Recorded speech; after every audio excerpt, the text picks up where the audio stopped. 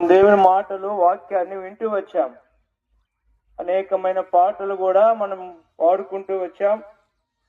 దేవుని వాక్యం ఈ విధంగా సెలవిస్తుంది, మనమందరము గొర్రెల వలె త్రోవ తప్పితిమి, మనలో ప్రతి వాడును తనకిష్టమైన త్రోవకు తొలగెను, యెహోవా మనందరి దోషమును అతని మీద మోపెను. మనందరి దోషమును ఆయన మీద మోపెను అనే మాట దేవుని వాక్యంలో చూస్తూ వచ్చాం. అంటే మానవుడు దేవుని యొక్క మార్గాల్లో నుండి, దేవుని యొక్క కట్టడాల్లో నుండి తప్పిపోయిన వాడిగా, చెదిరిపోయిన వాడిగా, ప్రక్కకు పోయిన వాడిగా ఉన్నాడని లేఖనాలు జ్ఞాపకం చేస్తున్నాయి. కనుక నీ సాయంకాల సమయంలో పాపమును గూర్చి ఎలా భూమి మీద ప్రవేశించిందో కొద్ది మాటలు దేవుని వాక్యం ద్వారా మనం విందాం. దేవుడు ప్రేమాస్వరూపి అని దేవుని వాక్యంలో రాయబడి ఉంటే, ఆదికాండము 1వ అధ్యాయము 1వ వచనము రాయబడుతూ వచ్చింది, భూమి నిరాకారముగాను శూన్యముగా ఉన్న ఆ సమయమున దేవుడు ఆ శూన్యములో నుండి ఆకాశమును భూమిని ఆయన ఏర్పాటు చేసినట్లుగా దేవుని వాక్యంలో రాయబడి ఉంది. కనుకనే ఆ శూన్యములో నుండి దేవుని ఆత్మ అల్లాడుచుండెను అనే మాట కూడా రాయబడి ఉంది. అయితే భూమిని దేవుడు సిద్ధపరిచిన తర్వాత భూమి మీద మానవుణ్ణి కూడా దేవుడు సిద్ధపరుస్తూ వచ్చాడు. ఈ లోకంలో ప్రతిదీ కూడా దేవుడు పలకగా అవి నిర్మింపబడుతూ వచ్చాయి, రూపింపబడుతూ వచ్చాయి, ఏర్పడబడుతూ వచ్చాయి. అయితే మానవుని మాత్రం దేవుడు తన స్వహస్తాలతో, సొంత హస్తములతో మట్టిని తీసి మానవుని చేసి మానవులలో జీవవాయువు ఊదగా మానవుడు జీవాత్మయను అని లేఖనాలు జ్ఞాపకం చేస్తున్నాయి. కనుక మనుషుడు జీవిస్తూ వచ్చాడు. మనం చూస్తాం, ఈ లోకములో ప్రాణులు చాలా ఉన్నాయి. ఎన్నో గొర్రెలు, మేకలు, పశువులు, ఇంకా హానికరమైన జంతువులు, పక్షులు ఉన్నాయి. వీటన్నిటికీ ప్రాణం ఉంది, మానవునికి కూడా ప్రాణం ఉంది. అయితే దేవుడు తన స్వహస్తాలతో చేసుకున్న కార్యాన్ని బట్టి మానవుల్లో ప్రాణమే కాదు, ఆయన ఆత్మను కూడా ఊదినట్లుగా దేవుని వాక్యంలో రాయబడి ఉంది. కనుకనే దేవుని వాక్యము ఈ విధంగా సెలవిస్తుంది, మనుషుడు మన్ను నుండి తీయబడ్డాడు కనుక మరలా మన్నైపోవును.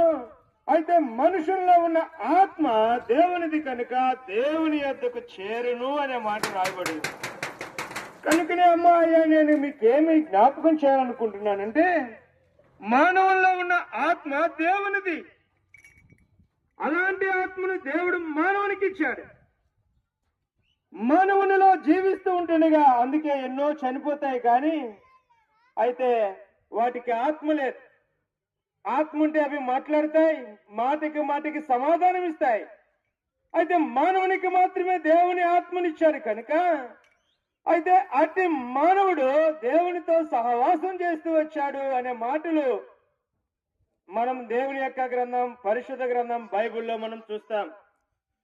ఆదాముని ఏర్పాటు చేసిన తర్వాత ఏదెను తోట అనే ఒకటి వేసి దానిని ఏలుమని చెప్పాడు దేవుడు ఆదాముని.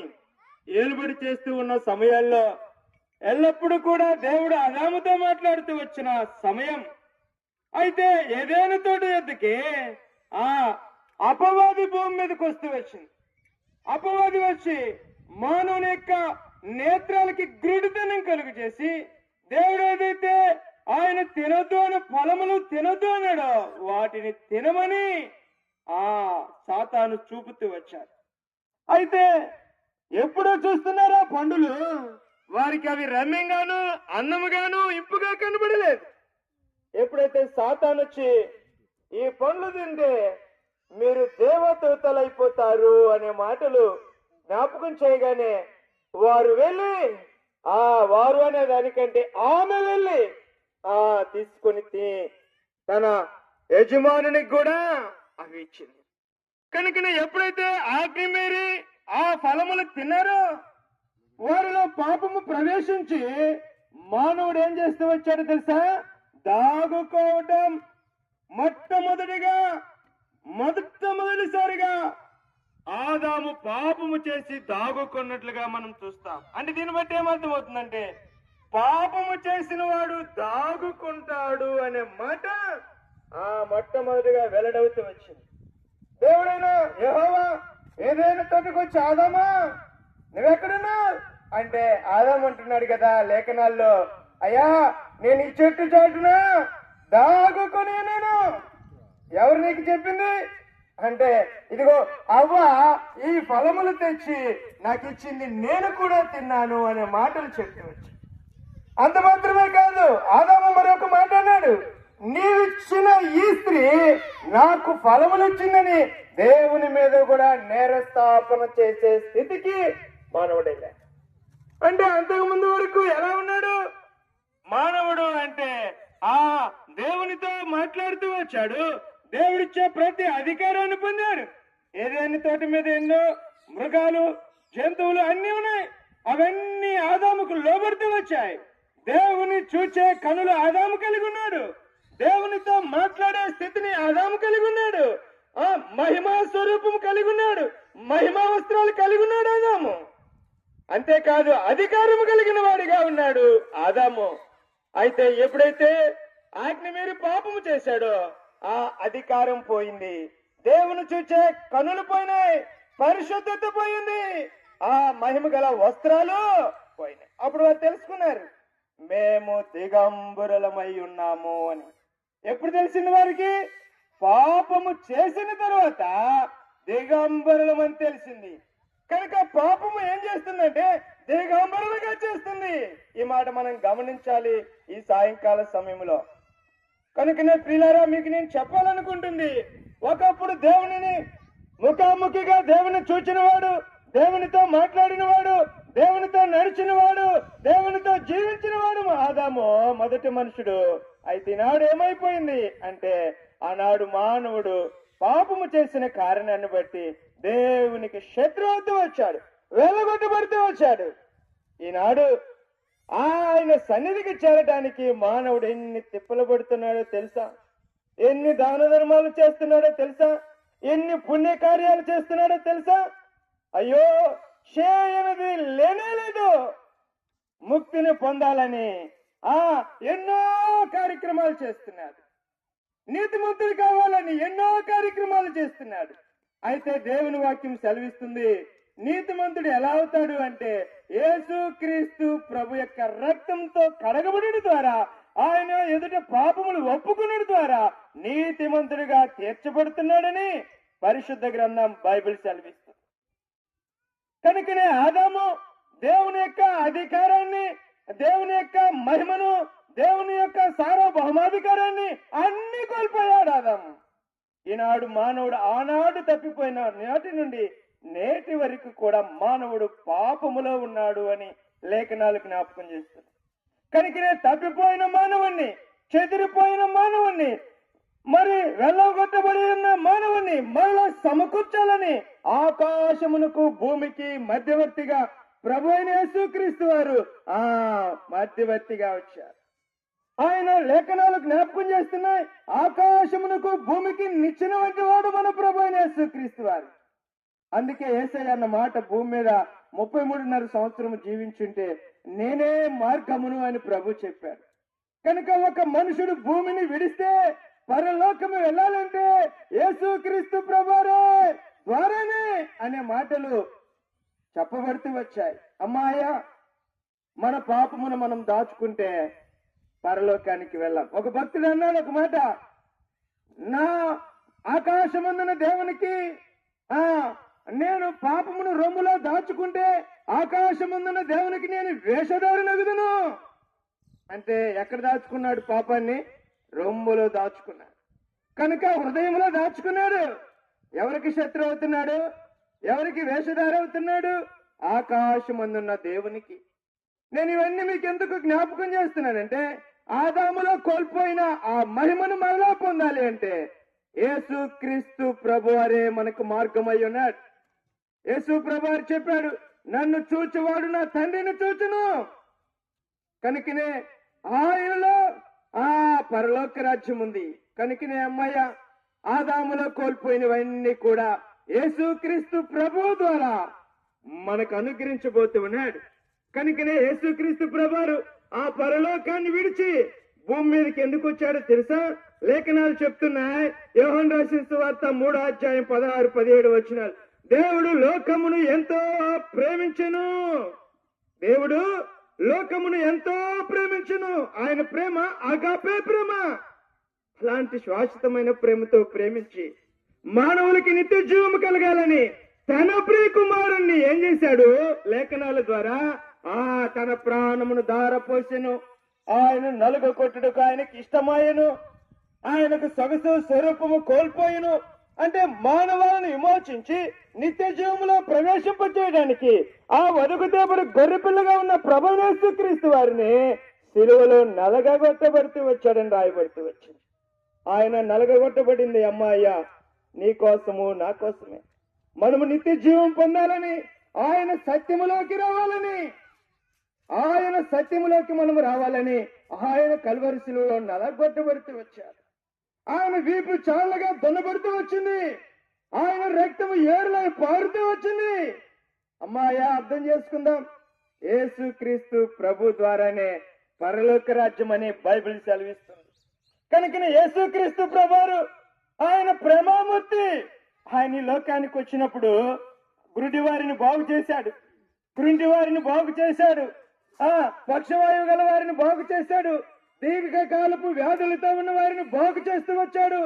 ఎందరో ఘోరమైన పాపములు కలిగిన వారి పాపములను క్షమిస్తూ వచ్చాడు. ఎంత ప్రేమమయుడు యేసయ్య. అందుకే అన్నాడు, ఎంత ఘోర పాపినైనా క్షమిస్తాడు కానీ పాపమును క్షమించున్నాడు. కనుకనే అమ్మాయి అర్థం చేసుకుందాం. యేసుక్రీస్తు ప్రభువారు గుడ్డి వారికి చూపునిచ్చాడు, కుంటి వారికి నడకనిచ్చాడు, నడవలేని వారిని నడిపిస్తూ వచ్చాడు. దీర్ఘకాలపు వ్యాధులతో ఉన్న వారిని, దయ్యములు పట్టిన వారిని, దీర్ఘకాలపు అనారోగ్యంతో మంచం పట్టిన వారిని బాగు చేశాడు. అంతేకాదు చనిపోయిన వారిని పాడి ముట్టి లేపినాడు. ఇంకా అంతేనా? అంతేకాదు, ఇంకా ఉంది. సమాధిలో కుళ్ళిపోయి 4 దినాలున్న లాజరు అనే ఒక భక్తుని సజీవునిగా లేపాడు. అది యేసయ్య అంటే. యేసుక్రీస్తు ప్రభువారు శక్తి ప్రభావం కలిగిన వాడు. కనుకనే అమ్మయ్య యేసయ్య అంటే నాకు తెలుసులే, అందరిలో ఒకడని నువ్వు అనుకుంటున్నావేమో. అందరిలో ఒకటి కాదు. ఆయన ప్రత్యేకమైన వాడు, ఆయన పరిశుద్ధమైన వాడు, ఆయన పరిశుద్ధుడు. కనుకనే యేసుక్రీస్తు ప్రభువారు ఆయన కరుణ భూమి మీద చూస్తే ఆకలితో ఉన్న వారికి ఆహారం పెడుతూ వచ్చాడు. 5 రొట్టెలు 2 చేపలు 5,000 మందికి పంచి అనేక మందిని తృప్తిపరిచిన వాడు ప్రభువైన యేసుక్రీస్తు వారు. ఈనాడు అలాంటి తృప్తి నీకు కావాలా? అట్టి రక్షణ నీకు కావాలా? అందుకే యేసుక్రీస్తు ప్రభువారు కల్వరి సిలువలో వేలాడబడుతూ 2 దొంగలు సిలువలో వేలాడబడుతూ వచ్చినప్పుడు ఒక దొంగ యేసు ప్రభువారిని గుర్తించాడు. యేసు, నీ రాజ్యం వచ్చినప్పుడు నన్ను కూడా జ్ఞాపకం చేసుకో అన్నాడు. యేసయ్య ఏమన్నాడు? ఆలస్యంగా చెప్పాడా? వెంటనే నీవు నాతో కూడా పరదేశంలో ఉండవు. అమ్మాయి అర్థం చేసుకుందా? ఆయన రాజ్యం శాశ్వతమైనది. ఆయన రాజ్యము యుగ యుగాలు ఉండేది. ఆయన రాజ్యము నిరంతరం ఉండేది. అక్కడ ఏడుపు ఉండదు, అక్కడ కన్నీళ్ళు ఉండవు, అక్కడ దుఃఖం ఉండదు, అక్కడ వేదన ఉండదు, అక్కడ వ్యధ ఉండదు. అక్కడ ఏముంటుంది? ఆనందం, సంతోషం, నెమ్మది, శాంతి ఉంటుంది. ఈ లోకం ఇవ్వనివన్నీ పరలోకంలో ప్రభు ఇవ్వబోతున్నాడు. కనుకనే యేసు ప్రభునందు విశ్వాసం ఉంచుదాం. ఆయన నుంచి మన పాపములు ఒప్పుకుందాం. ఆయన మనం క్షమించడానికి సిద్ధ మనసు కలిగిన వాడు. కనుక నీ మాటలను వింటే ప్రభు చేస్తున్నందుకు విశ్వాసం ఉంచు. నీవును నీ ఇంటి వారిని గొప్ప రక్షణ పొందుదురుగాక.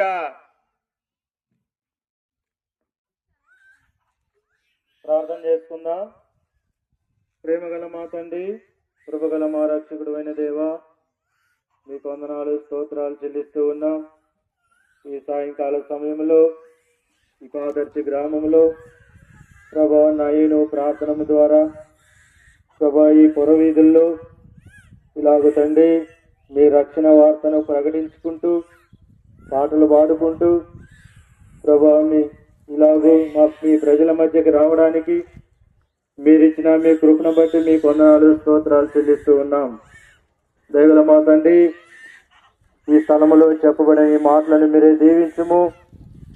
యేసు ప్రభు వారే నిజమైన దేవుడు అని, ఆయన యొద్దనే రక్షణ పాప క్షమాపణ ఉంది అని యేసు ప్రభు వారిని అంగీకరిస్తే నిత్య రాజ్యము, మోక్ష రాజ్యము, యుగయుగాలు సంతోషము, ఆనందము, సమాధానముతో నిండిపోయి ఉంటారని ఈ స్థలంలో చెప్పబడిన మాటలను మీరే దీవించి ఆశీర్వదించుము. ప్రభా, మేము ముందుకు వెళ్తున్నాం, మాకు తోడుగా ఉండుము. సాయంకాలం జరిగే ఈ ప్రత్యేకమైన కూడికను కూడా మీరే దీవించి ఆశీర్వదించుము. అనేకులు ప్రభా మీ సన్నిధికి వచ్చినట్లుగా సహాయం చేయము. దయగల మా తండ్రి, ఇంతవరకు మాకు తోడుగా ఉండి నడిపించినందుకే మీకు స్తోత్రాలు చెల్లిస్తూ మా ప్రభువైన యేసుక్రీస్తు వారి నామములో స్తుతించి ప్రార్థించి అడిగి వేడుకుంటున్నాము తండ్రి. ఆమేన్. చెప్పండి.